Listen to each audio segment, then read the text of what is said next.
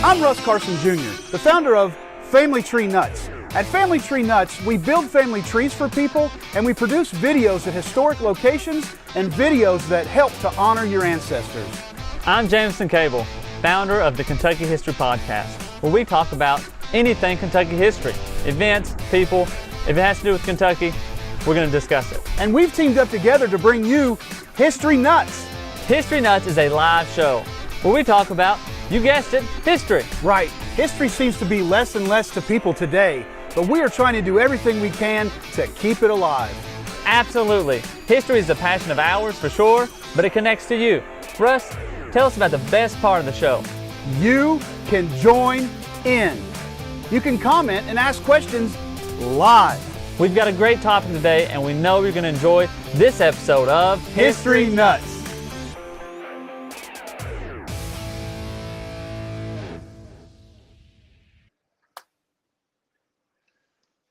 What's up? What's up, Jameson? What's going on, man? It's going pretty good, man. Do you like my Christmas sweater?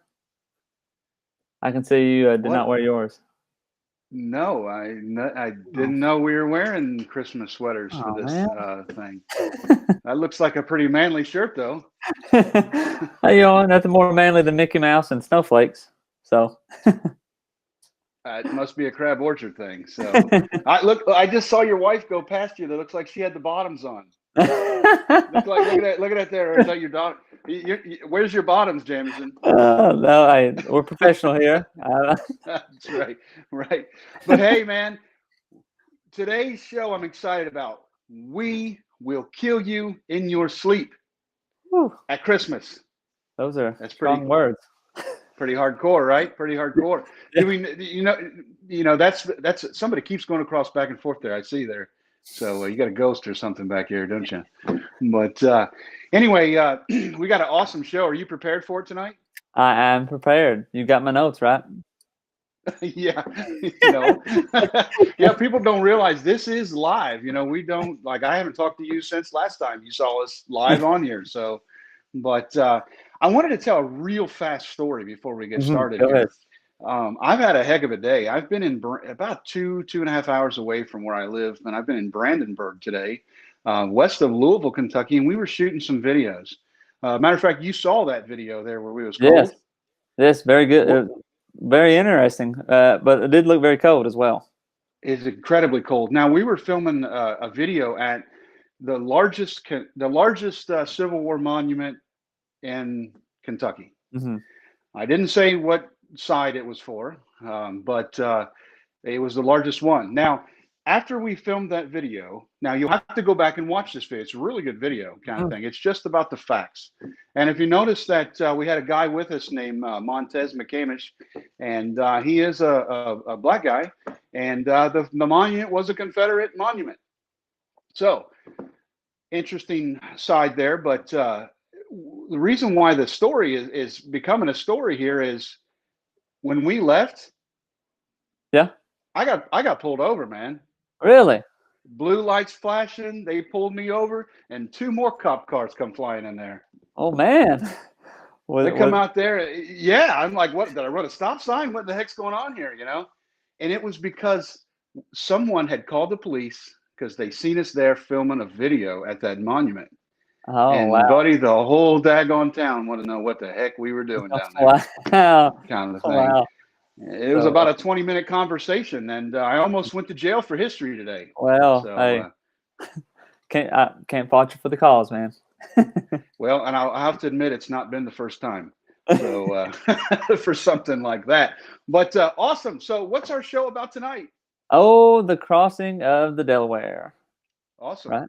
Did Valley Forge last week, so the next step of the whole Revolutionary War was the crossing of the Delaware. So.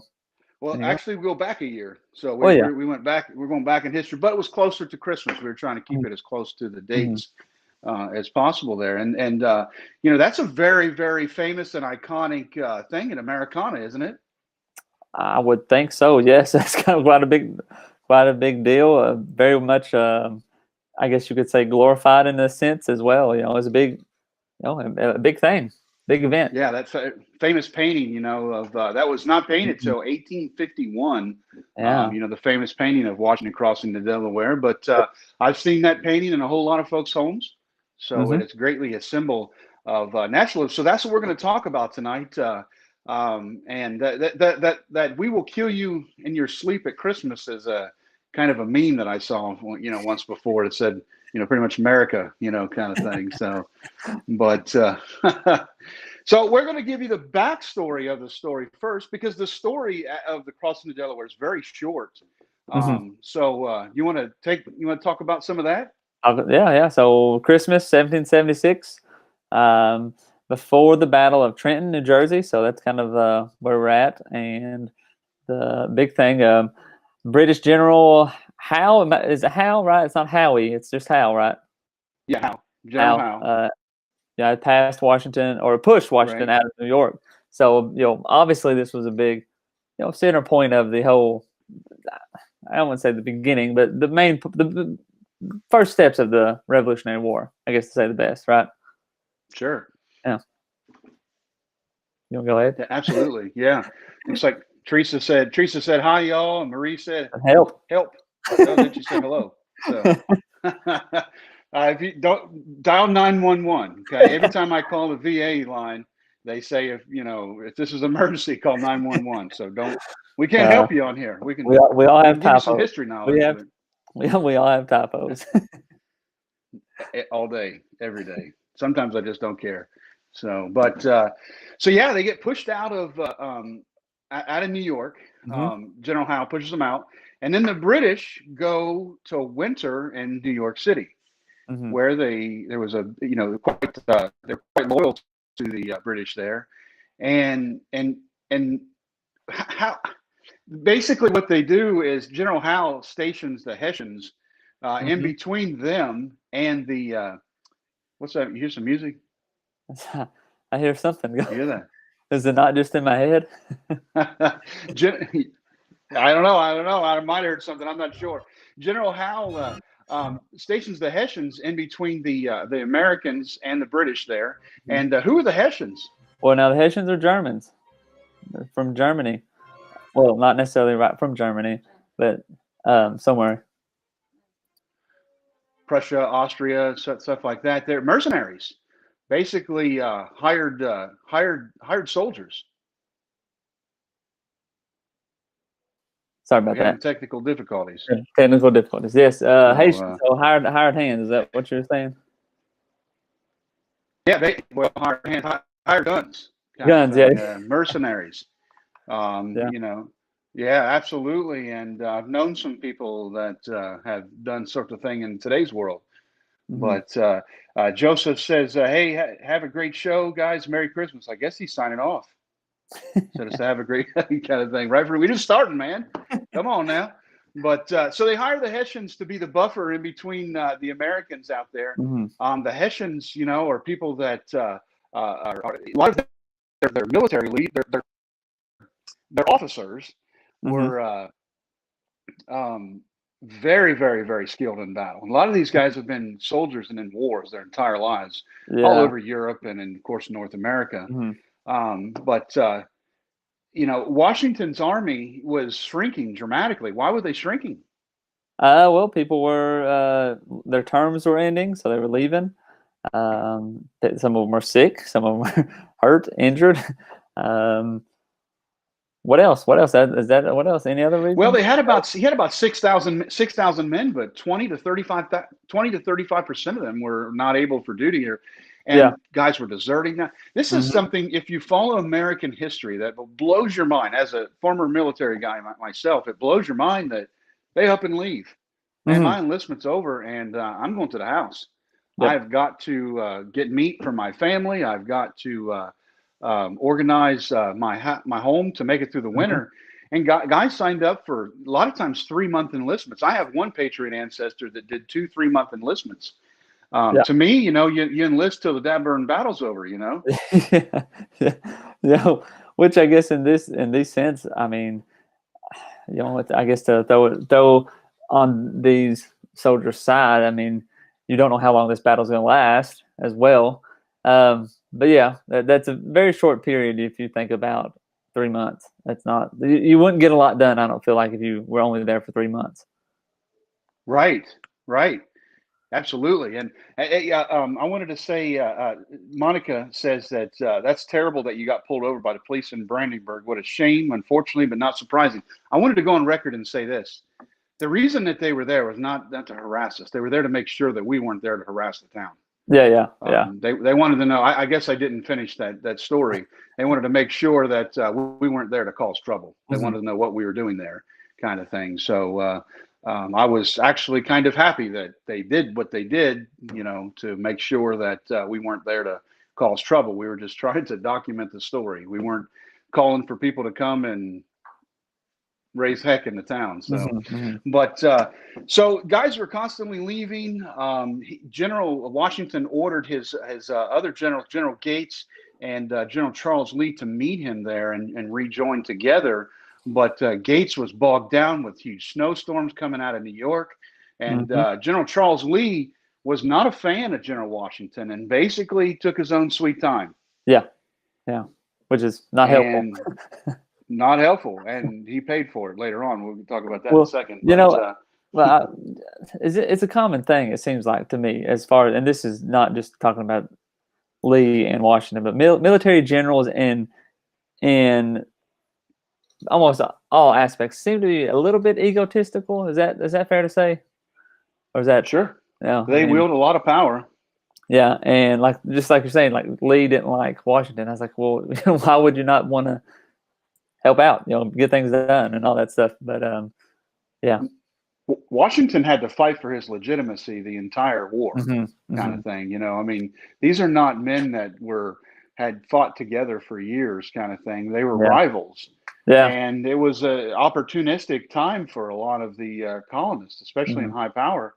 Assuming that the Americans won the war, there would be people that have positions of high authority that they didn't have before, and opportunities to make a lot of money. Well, and if you think of the way it went for Washington, I mean, he ends up becoming president and everything else. So, sure, yeah, absolutely.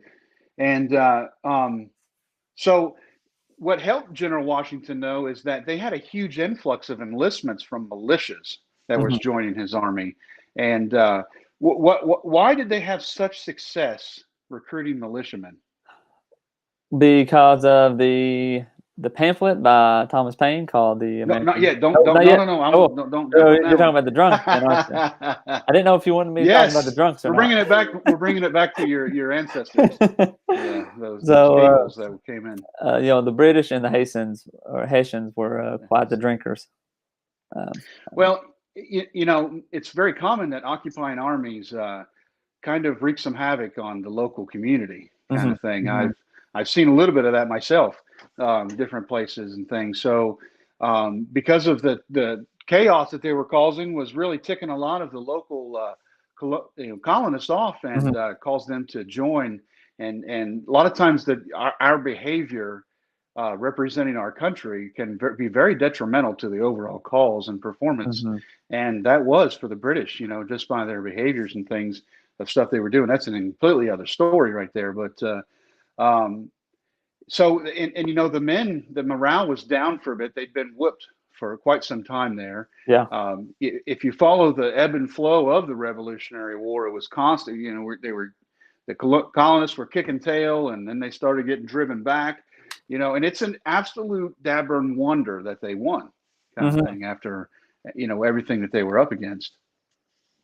But so you were bringing that up, December 19th. Yes. Which is almost 2 days from now. Morale went through the roof. New pamphlet from Thomas Paine called "The American Crisis." Absolutely, and it's such a the pamphlet is so awesome that it would be one heck of a locker room speech. It would be one heck of a speech right before you board the helicopters. I mean, I'm telling you, kind of thing. I just want to read a little snippet of that part of it. I'm going to read it verbatim. It says, "These are times that try men's souls. The summer soldier and the summer patriot will, in crisis, shrink from the service of his country, but he that stands it now deserves the love and thanks of man and woman. Man and woman. Tyranny, like hell, is not easily conquered. Yet we have this consolation with us: the harder the conflict, the more glorious the triumph. Can't leave now. Heck yeah. You Where's the can't. enlistment station? Yeah, you can't leave. You can't. You after hearing that, you got to stay. You got to fight for that. Right, and it came at a right time. These are propaganda pamphlets that were, Mhm. were published out there to under surnames under what's the word? Fake names. Of pseudonyms. Pseudonyms. Yeah, Yeah, kind of pseudonyms. thing. Okay. But that were published out there, for propaganda purposes, in order to bring the morale up from everybody. So let's take a quick break there too. Hmm. Wanted to make sure that hey guys, ask some questions, chime in, give us some input too. So and let us know where you're watching from. And I also wanted to mention that each one of these shows, we've backdated them all. They're now on our YouTube channels. So you'll be able to find each one of these shows forever, and they're labeled. I know they're on a playlist on Family Tree Nuts. I think Jameson, you're putting them on yours too, right? Yeah, they'll be there too. So, yeah, absolutely. So, so you can catch these at really 6 years from now. So you better get your facts right, Jameson. Ooh. So, so okay, that happened on December 19th, and on December 20th, December 20th, Lee shows the up. next day. Finally shows up. Well, Right. Oh wait, his is men Lee showed with? up. Yeah. Lee's not with him though, is he? No. No. No. Lee, remember we were talking about how he was lagging behind. He kind of he was looking for some more cozy quarters and Mhm. strayed a little too far from the main body of his men and was captured. So there you go. And Didn't work out for him too well. A POW kind of thing. He should have followed orders, right? Yeah. Being a good soldier. Yeah, it's taking his time. That's what happens. So, Yeah. but And then anyway, the next day, Gates's men finally do arrive, and they've got about 600 men, and another 1,000 militia arrive as well. So I like to think about that. We just name all these names and dates and numbers and locations and things. I mean, imagine the excitement, though. I mean, more people showing up. Let's do this. absolutely. You just got your morale speech. You got pumped up. Yep. And you've also started to get some supplies in and things like that, and all these extra reinforcements start arriving and things, and you feel like you got a chance again. And morale is a huge part of any conflict of war. When I was in Marine Corps boot camp, one of the things they always said was, "Stay motivated, recruit." I recruit. You meet somebody. Stay motivated was the word. Yeah. You've got to stay motivated to make it through these hard times. And man, did they have some hard times. Yeah. Alice says, watching from Alabama. Alice, we're sorry we said ex-Confederates in a video earlier today. We were supposed to say Confederate veterans. So we definitely don't want to get those words right. So Blaine says, I suppose it's good that the locals were looking out for the monument. Yeah, there you go. Talk about the monument again. Yeah, man, that's true. I get it. Just kind of freaked me out a little bit. I thought we were going to jail there for a second. 3 police cars fly up on you there, and like I said, did I run the stop sign over there? I don't think I ran the stop sign. But okay. So now Washington has about, and we're straying off a little bit here. Washington has 6,000 troops approximately, but he's got to divide his forces. Where did he send some of his people? Some sent to guard Dunk's Ferry, some to guard supplies, and then some went to guard the wounded, of course. And so which is still that left sick women lazies, right? Yeah. Go ahead. That left about 2,400 left for him. Which, I mean, you think, goodness sakes, that's not as much as 6,000.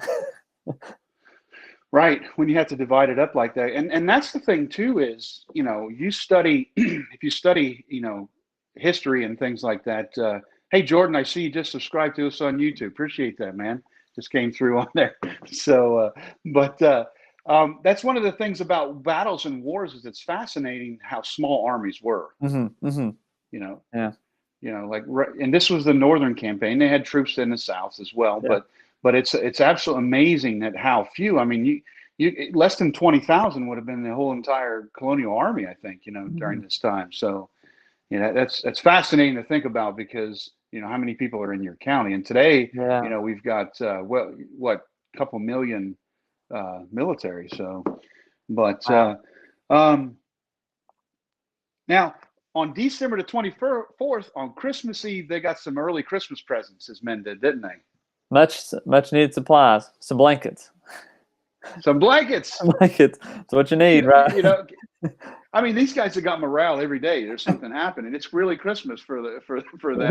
We got some blankets, guys. Let me tell you, December and you're out camping and you're not sitting around the fire. Them blankets a big deal.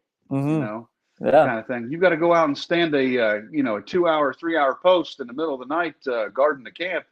These are big time for morale, kind of thing. So, what's neat is they started to plan their operation, and they had to get across the Delaware River, to basically attack. Washington knew that it would be a perfect time, and some say he knew it because the Germans, like the Irish, are known for liking to do certain activities, especially on holidays. So, what is that activity that they enjoy? That's a stereotype, but one that I have seen to be true. Well, one that people you may have experienced people indulging with. So, not me and my family. Maybe your house. I don't know what you guys do at your Christmas, but but yeah, they knew the Germans would be drinking heavily. Kind of thing. The Hessians. They knew the Hessians would be drinking heavily during that time, so they knew it'd be a great time to strike. And they started commandeering all kinds of different watercrafts in order to move the troops over across the river. Various different ferries and things, and one thing that's pretty cool is there was a certain Navy that supplied some ships. Oh, Pennsylvania Navy, bringing down the Pennsylvania Navy. Isn't that cool? To think about the Pennsylvania Navy. Kind of thing. I mean, at the time we weren't the United States. They were just the the United Colonies.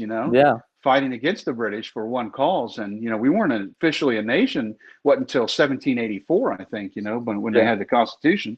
But Betty says watching from Missouri. Cool.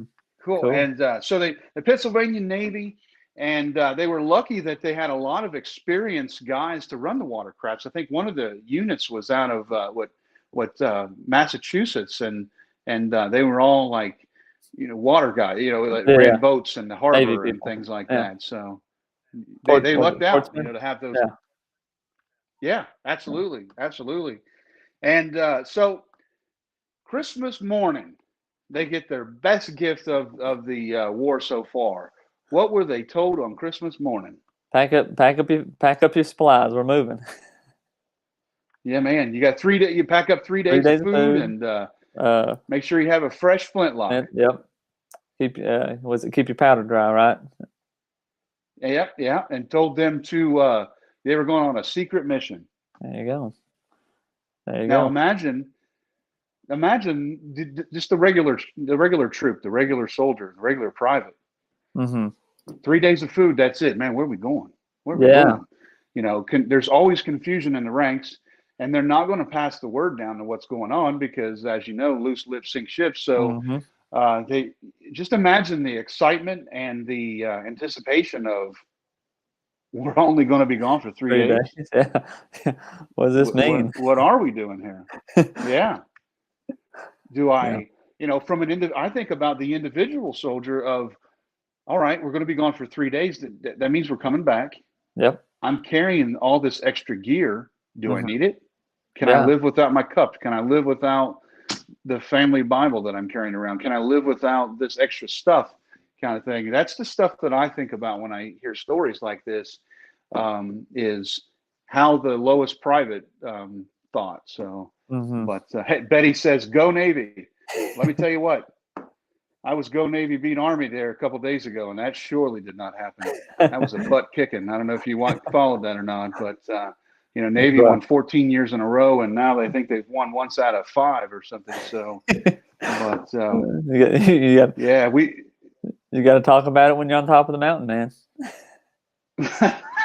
Hey, ain't that the facts? Ain't that the facts? So, basically, all right. So the weather got worse. They knew they were supposed to be down there kind of at dusk.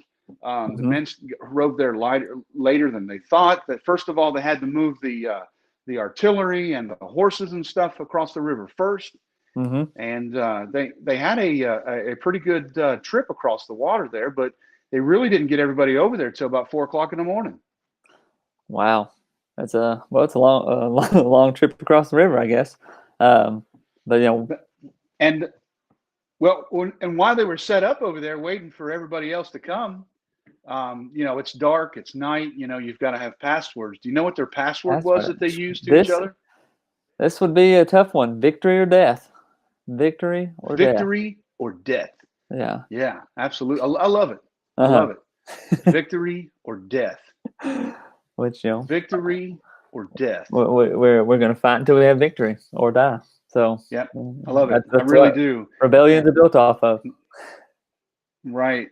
I love it. I love it. And that's kind of like the whole persona or the attitude of any military that is British born, meaning English speaking military, either occupied countries like India or different African countries and things like that were English colonies. Everything is about skulls and flames and death and killing and destruction, whereas the French was a totally different thing. Everything for the French is the maintien de paix, which is the maintaining of peace. A lot of the French,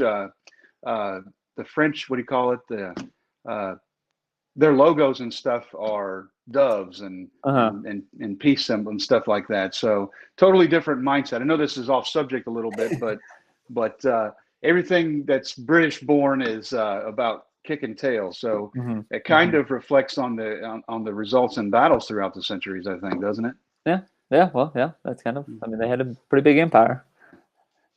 Well, the French have been whooped over and over and over and over again. So you know why the streets of Paris are lined with trees, right?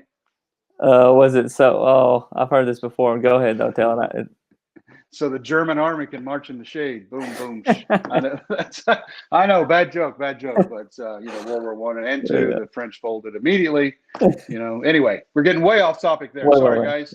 Well, surprise attack on the Hessians was thing, but to connect to what we were just saying, we keep calling the Hessians Germans, but at the time, Germany wasn't even a state at the time. So correct, yeah. So right. But that's the area, I guess, if we could say it like that. Go ahead, the Hessians. Yeah. Joshua says the French were lovers and not fighters, and they still are. I got to tell you another fast story about that. We were in Djibouti. I've done a lot of different military contracting missions and stuff, and we were in Djibouti, and Djibouti is a French colony, and Djibouti had, I think, 6 or 7 French bases there, and they used to ride their little bicycles around all the time, which was no big deal, but they had a uniform. You imagine camouflage, and they had short shorts, like barely covering their butt cheeks, kind of thing, that they would ride around bicycles on. So different kind of military kind of thing. So, but Alice said that I often wish I knew specifics about my Patriot ancestor service for 6 years with General Washington as one of his guards. I have heard that Washington kept his guards from Virginia close to him after what happened in May of '76, and with 3 of his guards. So, yeah, that's pretty cool. That would definitely be something that you'd want to find out about. The fact that you know that is just really cool anyway, kind of thing. Yeah. And any of us would be jealous of. So there's 1,200 Hessians. Washington's got, 2,400 men, and they surprised them, and exactly like they thought. They had been drinking on Christmas Day, Christmas Eve, Christmas Day. A bunch of guys are laid around, drunk and things. And they're led by part of them were led by a Johann Rahl. Do you know who Johann Rahl is? I don't know too much about him, but I'm glad you started off with saying Johann, because I was about to say Joanne. Joanne and Johann are a little different. Aren't you supposed to be German? I mean, 200 years ago, I guess. Right. It's ingrained in you, man. It's in your DNA. But Yeah. Johann Roll was one of their commanders, and he was what they called a child soldier, which means his dad was he was a soldier his whole life, and he was born right into it. At the age of 14, he was a cadet, I think, and by the time he was 15 or 16, he was an officer. Yeah. Wow. With the Hessians, and this is a bad dude. I mean, he fought in the War of Austrian Secession. He fought in Bavaria. He fought in the Netherlands. He fought in the Jacobite uprising of 1775 there in Scotland with the, on the side of the English. Then he fought in the 7 Years' War, which basically was during the French and Indian War with the British. Yeah. When that was over, he then went to go fight for Catherine the Great in Russia and fight for her. And when all that was resolved, he found a new war there in the colonies. Yeah. So this guy knew nothing but war. About 36 years. 36 years of battling. Man, that's a long time. Right. And he survived it all until he met the Americans. Kind of thing. So, during the siege right there where the Americans attacked the Hessians, he was shot and eventually mortally wounded. And he's buried in an unmarked grave there at a church there in Trenton. So, and it's kind of sad, a man that's had so much success in battle and things to be in an unmarked grave in a foreign land. But Pretty wild. Think about that. Yeah. Hired mercenaries for your whole life. Yeah. Constantly fighting.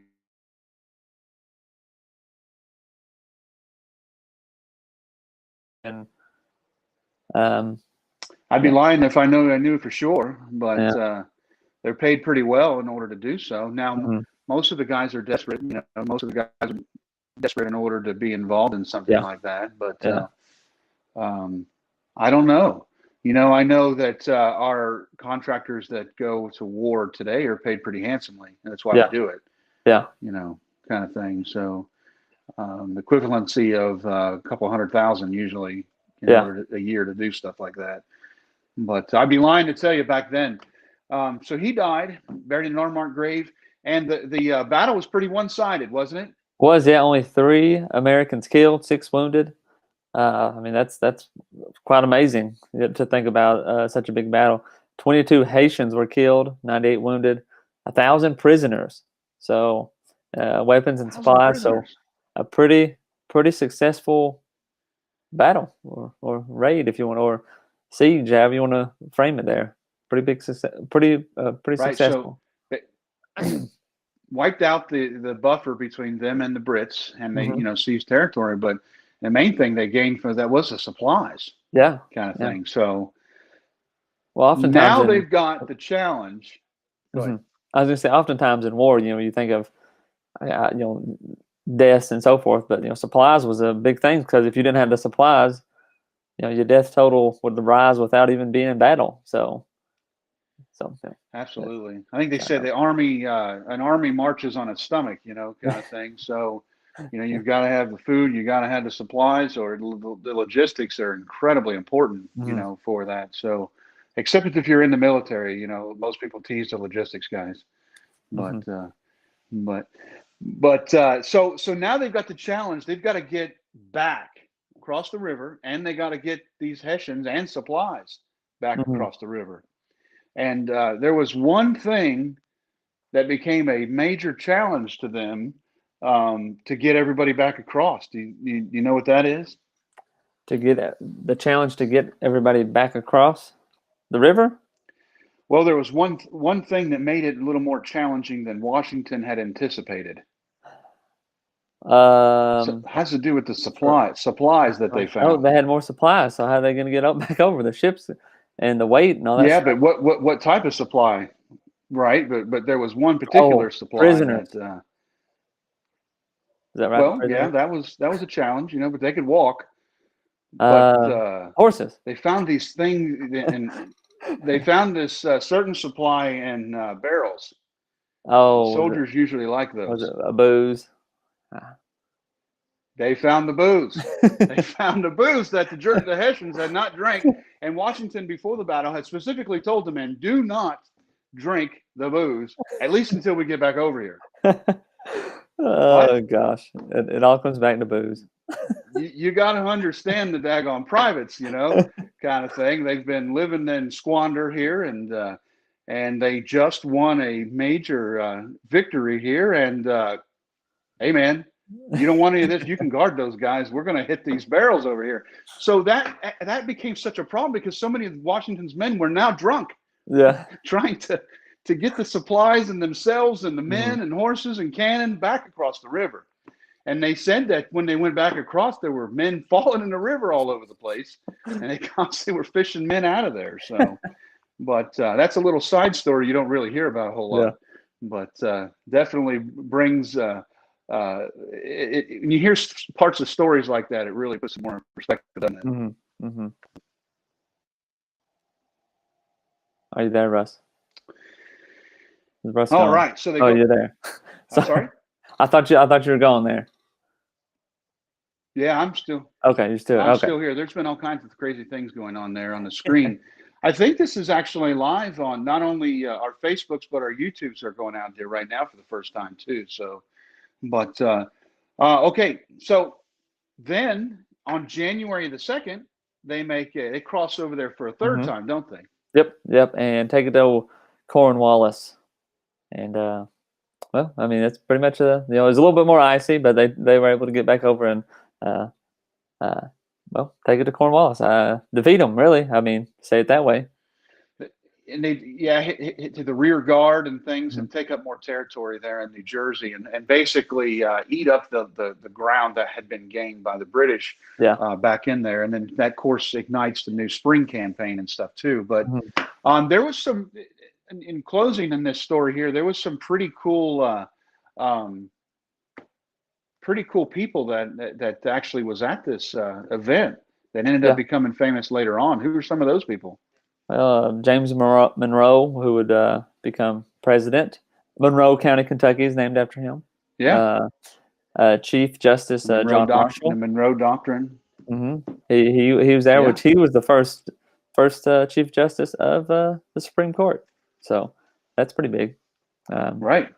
Alexander Hamilton. Yeah. He was in it. But have you seen Hamilton? The production.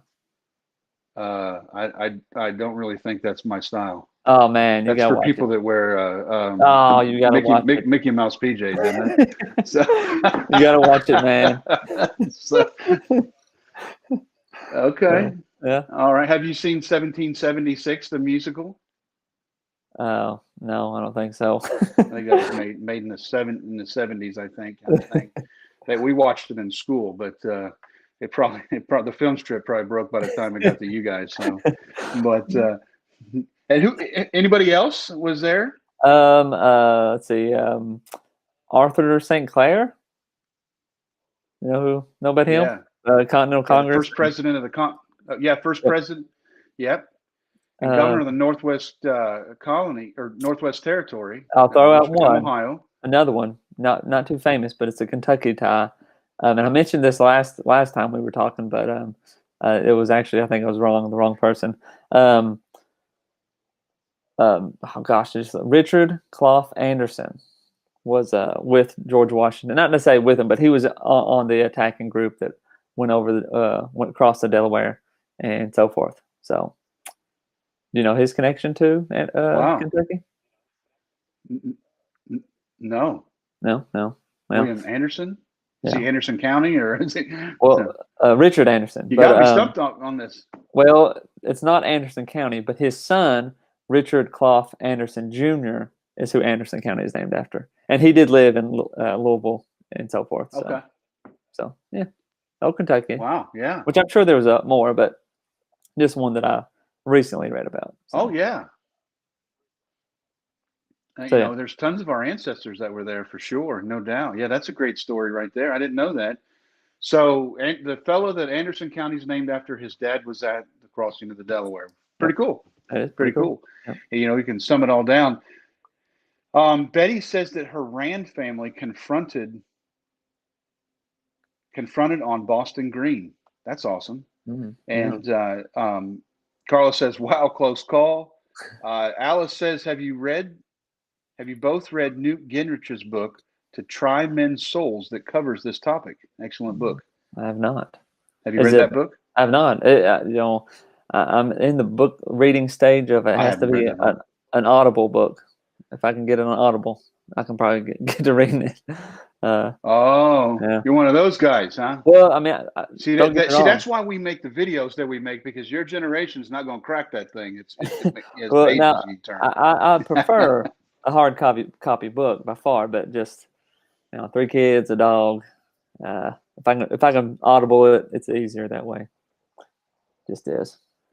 Absolutely. While you're doing your man chores, driving to work, all that kind of stuff. There you go. And I'll have to check that out myself. I don't know that one. Maybe Santa Claus will bring that for me here. So we got time to get here. So I go. But, Joshua Clayton said his 5th. I was gonna make a quick plug. Go to audibletrial.com/KYHistoryPod, and you'll get a free Audible book for the first month. So I don't know if that book's on there, but yeah. Huh. Well, that's pretty cool. There you go. Yeah. All kinds of good reasons to do that, isn't there? Yeah. Frontiersman. Joshua says his 5th grade. Go ahead. Oh, yeah, definitely. I sent you the picture of those books the other day. I said, I have a problem, kind of thing. You said, I don't see the problem. There's a whole bunch of history books we had laying on the floor. I'm not really sure when I'm going to be able to read those. But Joshua Clayton said his 5th great grandfather, William Clayton, was a Tory spy in the Revolution. Wow. He is reputed to have warned the British approaching Philadelphia in 1775. It started at the Peoy Massacre. So he's telling everybody that his family was a Tory spy. So, hey, everybody has different reasons for things. So what they've done, and you could call him loyal, kind of thing. So Danny says dying goes 2 ways. Ain't that a fact? That's a fact for sure.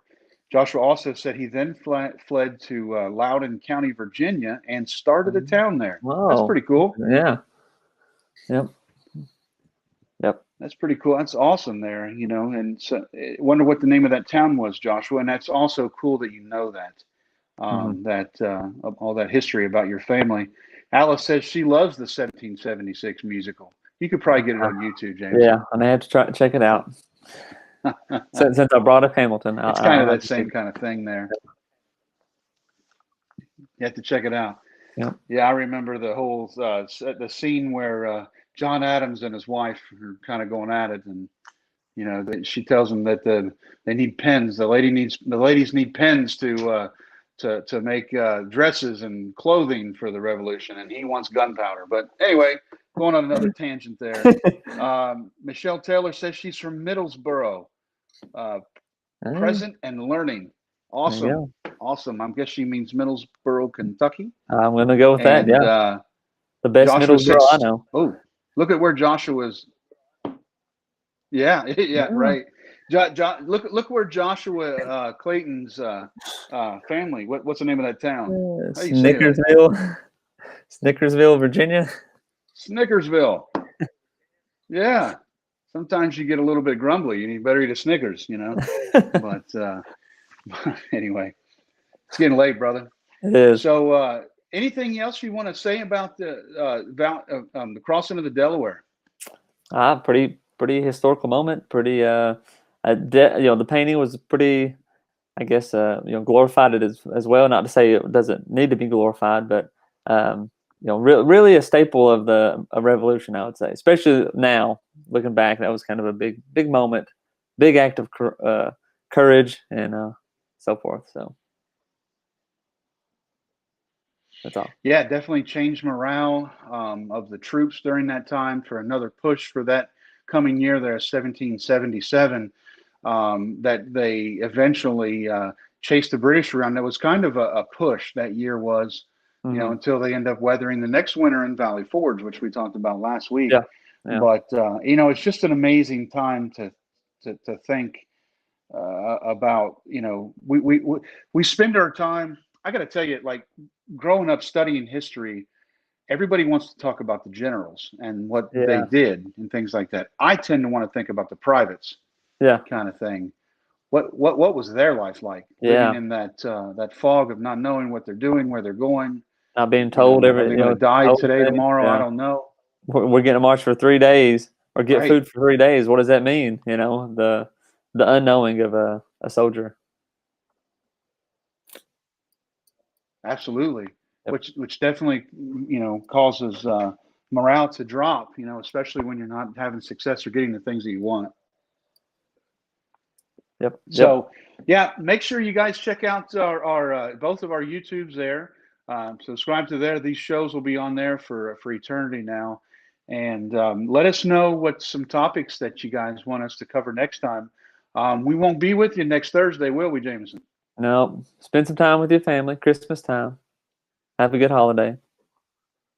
Absolutely. Christmas Eve. Are you going to wear that shirt No, next probably Thursday also? No. You could wash it by then, man. I guess so. So did you wear that? Did you wear it to school? Yeah. It was ugly sweater day. So I wore it. Oh, that's why. Which I found out today, or no, last night, that in England it's called a jumper. They call it a Christmas jumper, Oh. which ends up being a Christmas sweater. But we have a gal that's getting ready to come on board with us at Family Tree Nuts to start producing some history videos in England. Wow. And That's folks big. are going to be able to request and say, hey, my ancestor came from this particular town, Yeah. over there in England or Scotland. And she's going to be able to maybe go and get some videos there right where their families are from. So we're real excited about that. So, That is but real cool. Betty said, yeah, it really is. We're real excited about that. We're just waiting on her to get a Family Tree Nut shirt kind of thing. So, but it's harder to ship to get them to England real quick. So I tried to call Santa Claus, but he was busy. It's busy. It's a busy time for him. Betty said that her Morrisons married women from Kentucky, Susanna Kirkpatrick in Hardin County in 1806. Cool. Yeah. That's I was passed through Hardin County a little bit ago, a couple hours ago. So, but Joshua says that's awesome. Yes, sir, it is. Not sure what's awesome, but yes, it's awesome. It is. So, all right, brother. You want to say anything before we sign off? No, check us out on Twitter and Facebook at KY History Pod, and go watch some videos on our YouTube channels. So enjoy your holidays. Absolutely, without a doubt. Yeah, because I guess this is the last time we're going to be on here in the year 2020. Yeah, I guess it will be. You're right. I'll have a new sweater. It's been a crazy year, but it's been a great year for both of Family Tree Nuts and for the Kentucky History Podcast, isn't it? Yep. So, but yeah, man. So I guess we'll sign off for now then. Get out of here. I hope you guys have a Merry Christmas. Happy New Year. Happy New Year's. And don't be like the Haitians. Remember. Don't be like the Haitians. Remember. Don't be like that. Yeah. Don't be like the Hessians. And yes. Right.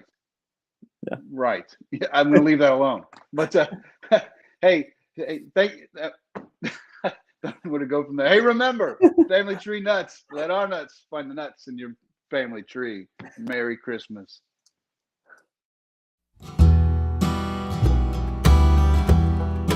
What Kentucky meant to them. This land between the meadows was the name that the Wyandot, Kantawa. They'd always say Paducah is halfway between Monkey's Eyebrow and Possum Trot. I moved to Lexington in 1996 to attend University of Kentucky College of Law. I was born in the great state of Kentucky in Pike County at the Pikeville Methodist Hospital. Grew up on Short Street in downtown Lexington. I grew up in northern Kentucky. Contrary to popular belief, Western Kentuckians are still just as Kentucky. And met my wife there. She's from Lawrence County, Kentucky, and I never had any notion of leaving after I got here. My whole family is still, we're generational. We've been there in Ballard I was able to know my great-grandparents and, obviously hear lots of stories about my great-great-grandparents. We got to work on a movie, explores Kentucky culture and history. and the stories of a wide range of people who live there. Jet would never talk about being a night rider. It was a secret organization. You could not, couldn't divulge your information. Yeah. My great-great-granddaddy's like musket, like double-barrel shotgun that they passed down to me. You know, local history is something that interests me. So Kentucky is very dear to me, and I love it very much. A lot of fond memories of Kentucky. Spent a lot of time on the grandparents' tobacco farms. Both of us growing up in Kentucky, being from Kentucky, value and see the rich history. There's so many things Kentucky offers. Makes our state beautiful, and honestly, like, there's so much colorful history in Kentucky. I mean, there's, you know, I don't know. I feel like Kentucky, it's got its own thing. Yeah. Got its own thing. It really does, and I say that being a proud Kentuckian. So maybe but honestly, like, even all my friends that aren't, you know, from there have always like, Kentucky's got something going on. And like it definitely does. Ended up kind of on some back roads and just exploring Kentucky's beauty and its history. When you find something you enjoyed, you just teach it, but you know, you keep learning. Love Kentucky. Kentucky's a special place. I'm a proud Kentuckian. And they came up with Kentucky.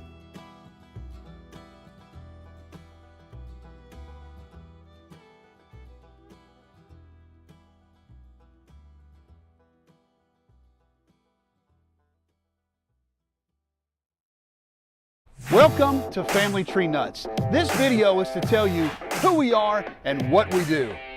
I'm Russ Carson Jr., a genealogist and the founder of Family Tree Nuts. And for years, I kept hearing people say, I'd love to know about my ancestors, but I don't know how, I don't have the time, and I don't want to pay for those expensive membership fees. So in 2017, I founded Family Tree Nuts. Family Tree Nuts is a full-service history and genealogy service with nuts, some people would call them teammates, all over the country.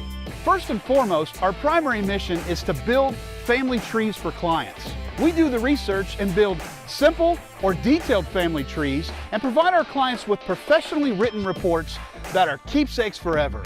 We have many different levels of our service plans to meet most needs or budgets. Our plans are listed on our website, and we can provide you with many different examples and testimonials. We also produce historic videos, and we make 3 different types of these videos. First, we make videos about historical people or places. Many of these are produced for historical and tourism organizations.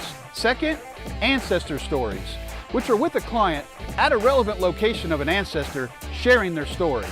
And third, life interviews, with elder family members documenting their lives. We make many of these videos on Facebook Live, so be on the lookout for those as well. Thanks for checking us out, and make sure you follow us on Facebook, Instagram, Twitter, and subscribe to our YouTube channel. Let us know how we can help you with your history and genealogy needs. You can contact us at info@familytreenuts.org. And remember, Family Tree Nuts, let our nuts find the nuts in your family tree.